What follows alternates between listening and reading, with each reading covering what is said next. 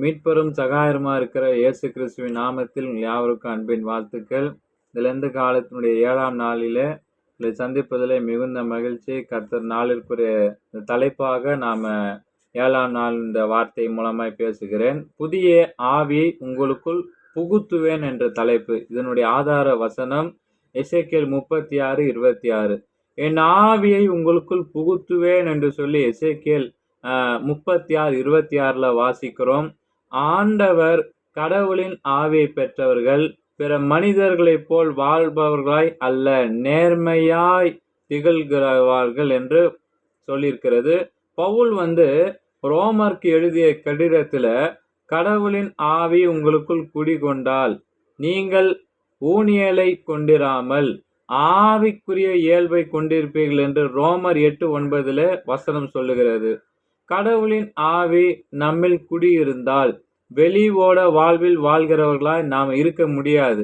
ஆண்டவராய் இயேசு கிறிஸ்துவும் கூட மலை பிரசங்கத்தில் உங்கள் இறைவேண்டல் வெளி வேடக்காரனை போல இருக்க வேண்டாம் என கூறுகின்றார். நோன்பு இருக்கும்போது வெளி வேடக்காரனை போல் முகவாட்டமாய் இருக்க வேண்டாம் என்று சொல்லி மத்தேயு 6ஆம் அதிகாரம் 5:16 வசனம் தெளிவாய் சொல்லியிருக்கிறது. இன்றைய சூழ்நிலையில வெளி வேட கிறிஸ்தவர்களாய் வாழ்வோர் எண்ணிக்கை ரொம்ப கணிசமா அதிகரித்து கொண்டே செல்கிறது. தூய ஆவியானுடைய கட்டுப்பாட்டில் நாம செயல்பட்டாதான் இத்தகைய வெளி வேஷத்தினுடைய வாழ்வு அது மாய்மால கிறிஸ்தவம் நம்மில் செயல்பட இருக்காது.